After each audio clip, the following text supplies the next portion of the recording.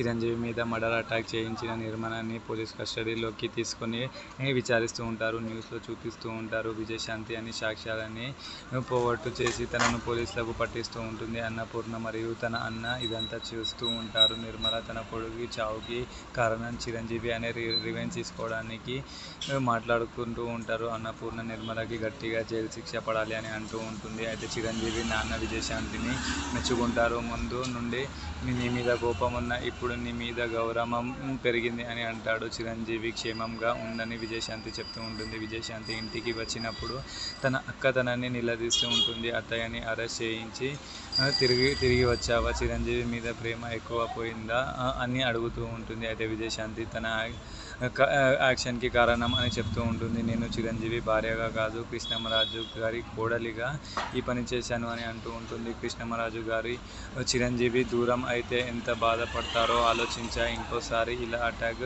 జరగకూడదు అని అరెస్ట్ చేయించాను అని వివరిస్తూ చెప్తూ ఉంటాడు. అయితే విజయశాంతి వెళ్ళిపోయాక అక్క తన మనసులో విజయశాంతికి చిరంజీవి మీద ఉన్న ప్రేమని ఎలా చంపాలి అని ఆలోచిస్తూ ఉంటుంది. మా అన్నయ్యని చంపిన వాళ్ళ ఎలా బాధ పెట్టాలో నేను చూస్తాను అని అనుకుంటుంది.